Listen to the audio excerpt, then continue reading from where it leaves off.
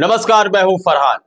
Iran के धर्मगुरु हैं आयतुल्ला नसीर मकरम सिराजी। उन्होंने इस वक्त एक बहुत बड़ा फतवा दिया है। पहले तो आप यह समझ लें कि फतवा कोई बहुत बड़ा बम नहीं होता है, बल्कि वक्त और हालात को देखते हुए एक अमेंडमेंट किया जाता है किसी भी कानून में, चाहे वह संविधान हो, चाहे वह धर्म को लेकर हो, या आम जनता में सड़कों पर बनाया गया कोई कानून हो आपस में, या यह एक परिवार के अंदर भी हो सकता है। तो ऐसे अन्य भाषा में, फारसी या अरबी में इसको फतवा कह देते हैं। लेकिन फतवे को लेकर बहुत बड़ी बड़ी यहाँ पर भ्रमित किया जाता है, भ्रम मशहूर है। तो उन्होंने फतवा दिया है। पहले तो उन्होंने मुस्लिम देशों से एक गुजारिश भी की है। ईरान और इजराइल के युद्ध के दौरान यदि देखा जाए तो ईरान के साथ प्रत्यक्ष रूप से कोई भी देश नहीं खड़ा था। हालांकि यह उम्मीद की जा रही थी कि कोई मुस्लिम देश निकल कर आएगा, लेकिन प्रत्यक्ष रूप से किसी मुस्लिम देश ने ईरान के साथ खड़े होकर सहयोग नहीं किया। देखिए, और भी कुछ रणनीति हो सकती है, लेकिन मौजूदा समय में जो दिखाई दे रहा है और जिस तरह इस धर्मगुरु ने अपना एक बयान दिया है, तो इससे यह लगता है कि उनके हृदय में कहीं ना कहीं पीड़ा है अहम मुस्लिम देशों को लेकर कि वह हमारे साथ क्यों खड़े नहीं हुए।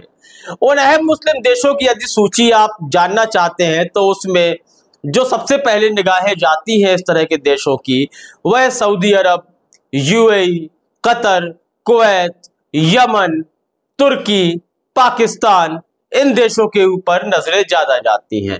और बाकी जो देश है कहीं ना कहीं वह अप्रत्यक्ष रूप से ही सपोर्ट कर सकते हैं।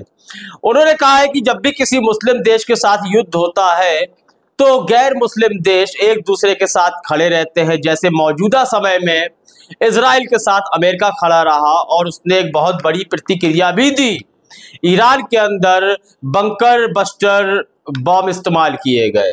तो यही फतवा दिया है कि किसी भी गैर मुस्लिम देश की, जब किसी मुस्लिम देश के साथ लड़ाई चल रही हो, जंग चल रही हो, तो कोई भी मुस्लिम देश ऐसे देशों का साथ ना दे, उस पर हराम होगा। जिस तरह गैर मुस्लिम देश, यहूदी और ईसाई देश मुस्लिम देशों का सपोर्ट करना हराम समझते हैं। यह बहुत बड़ी बात कही है इन्होंने। इस फतवे को मानना ना मानना सबके अंदर का एक अपना विचार है, लेकिन यह बात भी सत्य है, चाहे इराक पे हमला हुआ हो या फिलिस्तीन पर हमला हो रहा हो, कोई देश खुलकर नहीं बोलता। यहाँ तक कि फिलिस्तीन के लिए सिर्फ दो ही देश सपोर्ट में आते हैं, उसमें यमन और ईरान का ही नाम लिया जा सकता है।